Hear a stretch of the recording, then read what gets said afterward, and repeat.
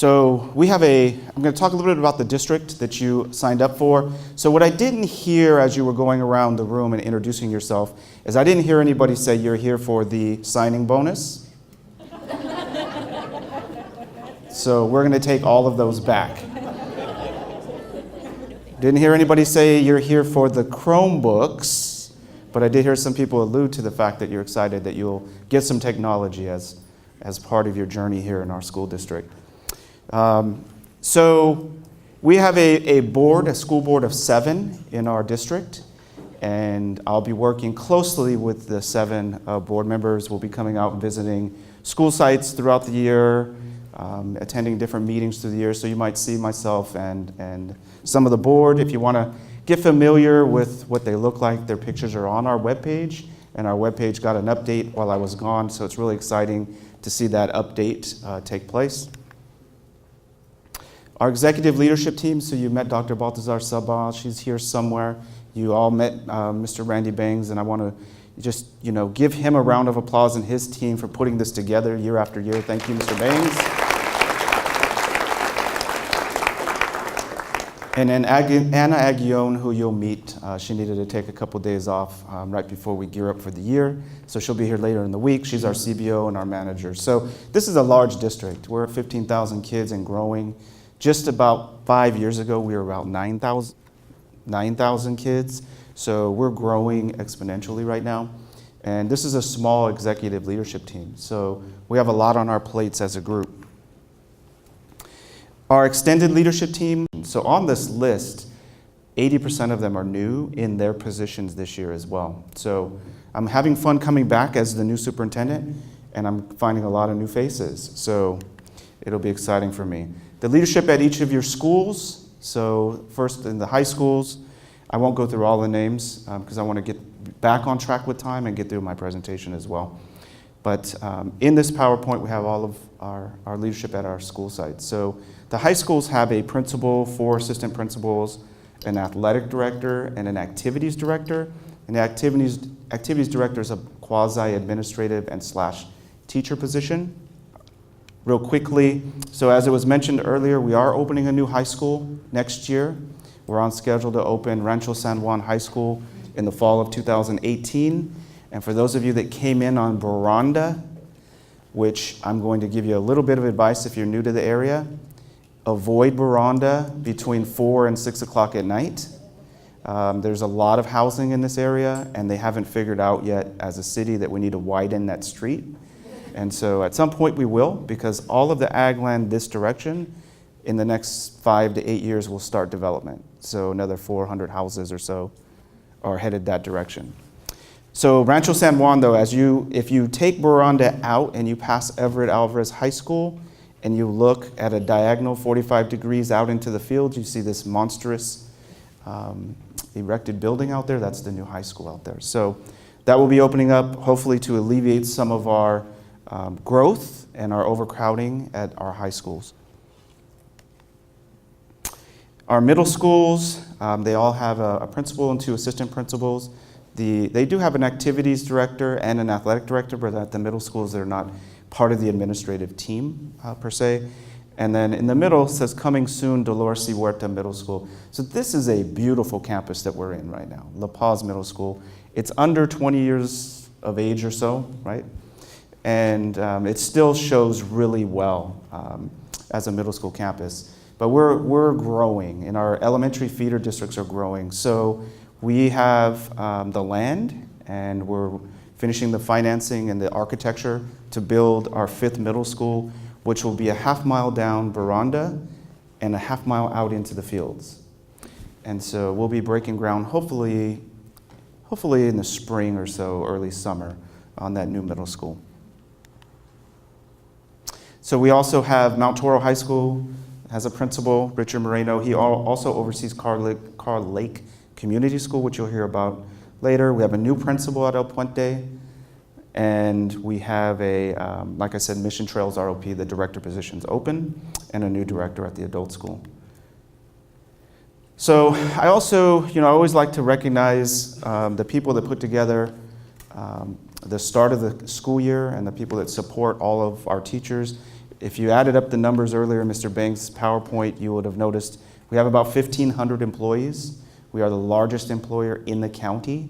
And there's a lot of people that put in tremendous effort over the summer to get these places ready to go for the start of the school year. We have an outstanding maintenance staff, clerical staff.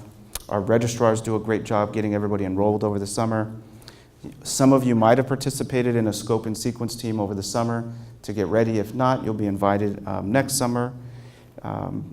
We have curriculum development teams, instructional coaches, and of course our HR and payroll departments, and our IT and our ed techs are just amazing. 4 years ago, we thought that we should have ed techs in this district, and we put them in place, and we couldn't have hired two better individuals to operate that system. I was extremely jealous when I left the district that we didn't have that at the place I went to. So just some of my messaging. So as I said, this is my 27th year as an educator. I worked at every level of the system. I started as a campus supervisor. So those people that walk around with the vests to help kids get to class, that's what I started as 27 years ago. I'm passionate about the process of learning. An innovative thinker and an innovative planner. I'm a people person and a relationship builder. I'm very student-centered, and I'm focused on the achievement of all students. One of the hallmarks of the district that you signed up to come to, some of you said you came back as well, is that the efforts and the vision and focus is truly centered on improving the opportunities for every student. So you'll see these kinds of banners around the campuses with academic performance growth.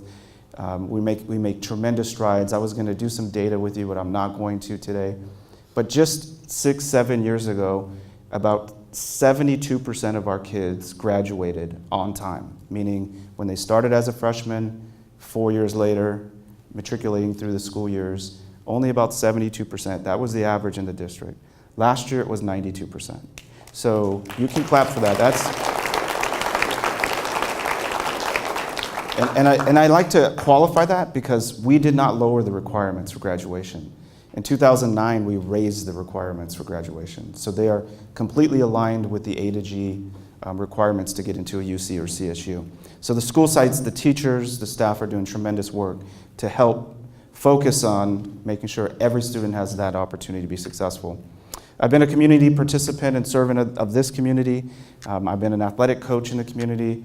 Part of my background in this district is I worked at El Sal for 12 years, and I was a coach in the district, a high school baseball coach for 15 years, and then I became a teacher and then an assistant principal. And for 6 years, I was a principal at Al Sal High School. Loved every day of it. Still have a lot of great relationships from people that I worked with there. And then I was associate superintendent for 4 years after that. I'm a husband, father of two. One is starting his second year at Fresno State. Go Dogs. I'm only saying that because that's what I write on my check every month.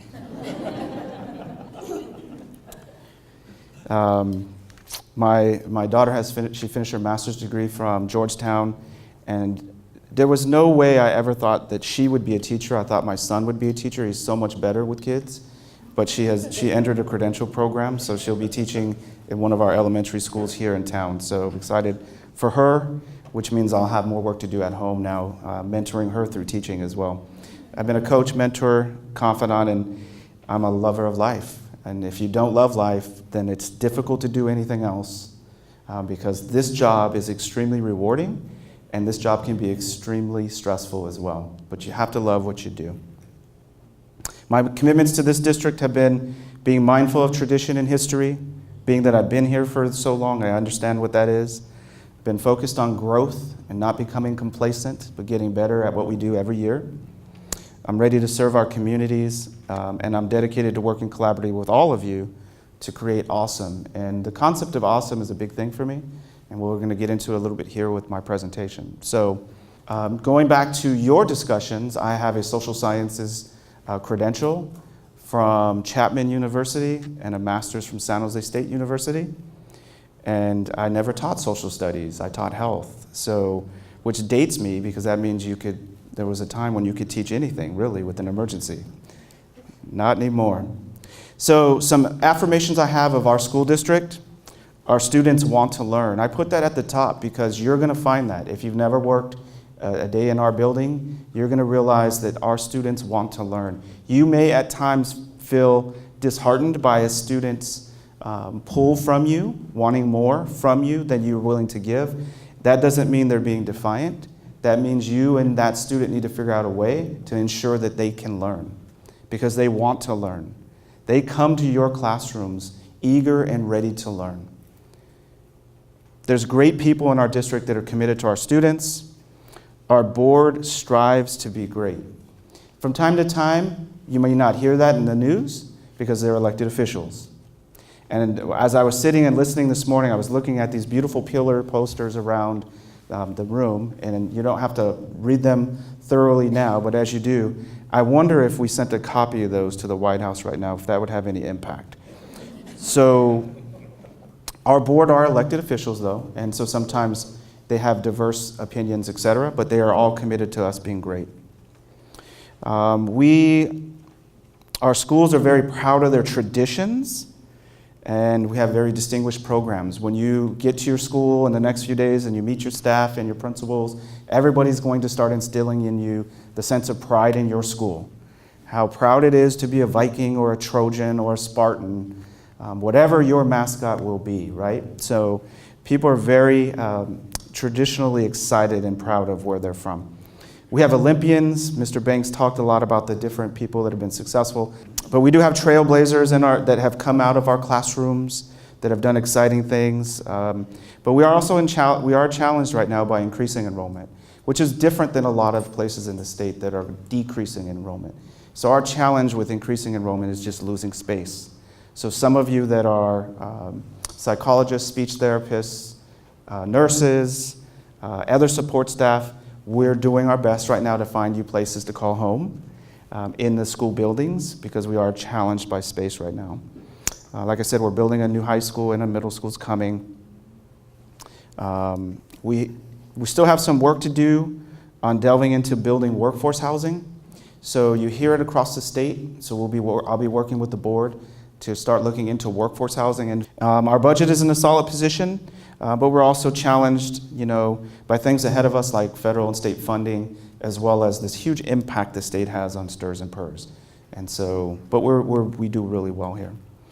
My focus, you heard a little bit about it in Mr. Bang's, one of his slides earlier, is aligning resources to focus on college and career readiness for all students. So this is a drum that I like to beat a lot with.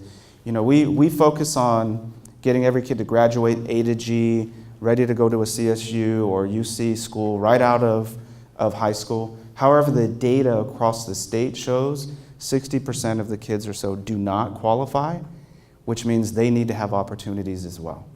Whether that's developing an articulation of streamlining students into Hartnell Community College, or whether that is preparing them with industry certificates through our ROP program that allow them to go out and start working right away until they figure out the value of schooling. Our job really is to make sure that we're focused on both ends of that, college and career. So we'll be beating on that drum a lot this year. We're going to implement strategies to improve academic achievement for all students, implement a budgetary strategic plan, implement models to improve communication and customer service, to include the uses of social media, blogs, and technology. Who's a blogger in here? Nobody. Nobody, okay, one person. I think there's other people that just don't want to admit it, right? Okay, so, all right. How many use social media? Facebook, Tumblr? I'm out of date with that. My daughter's a social media expert, has a degree in that field, and she always says to me, Dad, you're like way behind the times.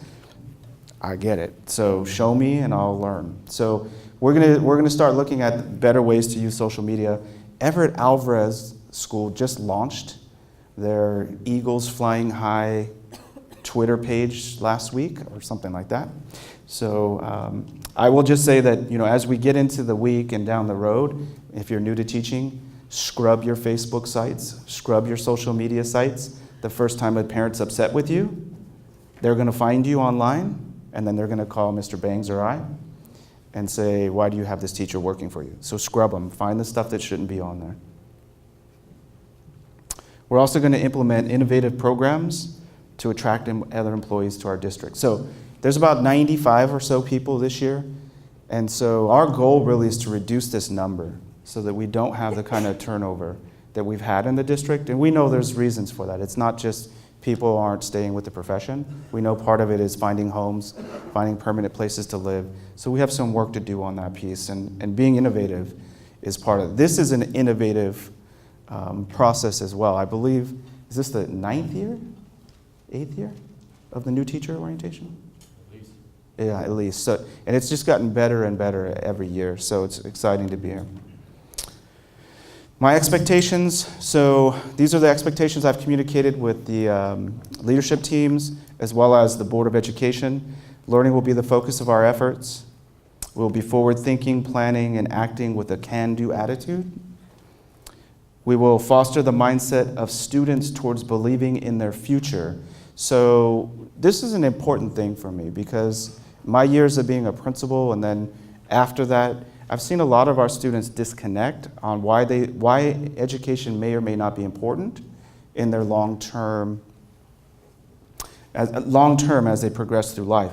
And we're challenged because of the things that students have at their fingertips, right? So our mission statement at the end, it says to be a productive citizen in a global society. And so this is the global society, right?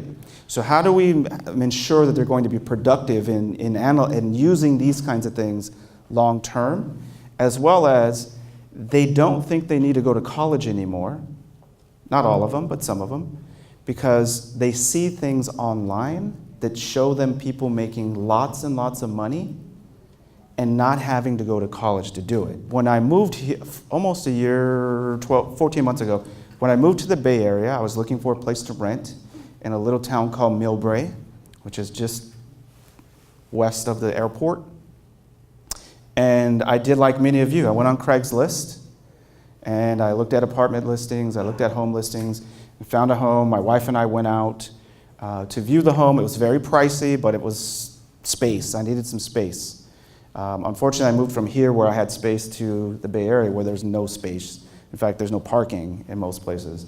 And so this had some space, so we went to this house in Millbrae and knocked on the door, and a young man opened the door, and I immediately said, can I talk to your parents? We're here to look at the house. And he said, it's not my parents' house, this is my house. And he had to be, in my mind I was already being judgmental, I was doing some bad things. And I was saying, really? Okay. And so then a young woman walked out and she said, yeah, he and I are married, we live here together. And so being that I'm a superintendent, I like to ask people what they do and how does that connect with what we do?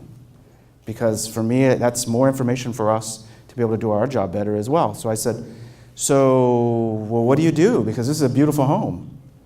And he said to me, and behind him were these two very large TV monitors, probably like 30-inch TV monitors next to each other with two computers on both sides and headsets. And I immediately said to him, what do you do? And before he can answer, I answered for him. And I said, are you a gamer? Right? And he says, no, I'm not a gamer, I'm a coder. And he said, I'm 25 years old, my wife's 24, we just sold our first business with 90 employees.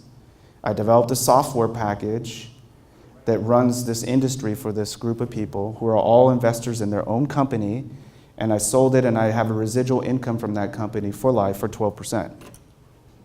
And I'm opening another business, we're moving to LA. We will create, adjust, and maintain policies, procedures, and communication strategies that are aligned to our district vision and focused on performance at an exemplary level.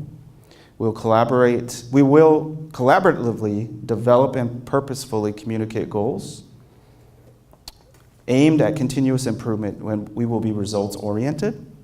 You'll hear that from your principals. We will embrace change when and where it's needed. So I'm not somebody that's going to create change just to create it. There's a lot of great things we already do in this district, and you'll be experiencing them this week. We will develop together as a school district and not be a district of schools, meaning We have 12 sites. We don't want them all doing their own thing. We're all in this together.